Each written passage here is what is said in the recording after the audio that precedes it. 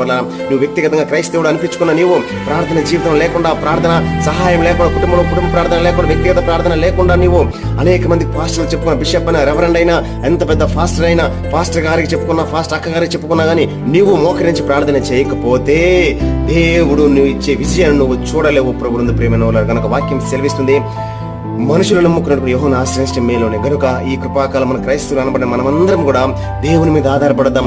మనుషులు నమ్మి మోసపోయిన ఉంటారేమో కానీ దేవుని మీద ఆధారపడిన వారు మోసపోయినట్లు చరిత్రలో లేదు. గనక వాక్యం సెలవిస్తుంది. కనుక మన బాధలు వచ్చిన, కష్టాలు వచ్చిన, సమస్యలు వచ్చిన, ఎటువంటి ఇబ్బందులైనా మనం మోకరించి ప్రార్థన చేయకపోతే దేవుడిచ్చే విజయాన్ని నువ్వు రుచి చూడలేవు. ప్రభువుని ప్రేమైన వాడ, నీకోసం 100 మంది పాస్టర్లు చేయొచ్చు, నీకోసం 1000 మంది బిషప్లు ప్రార్థన చేయొచ్చు, నువ్వు క్రైస్తవురాలుగా ప్రార్థన చేయగలిగి నువ్వు ప్రార్థన చేయలేకపోతే విజయాన్ని చూడలేవని వాక్యం సెలవిస్తున్నాను. మనుషుల మీద ఆధారపడద్దని, దేవుని మీద ఆధారపడి దేవుని మీదనే జీవించాలని వాక్యం సెలవిస్తున్నాను.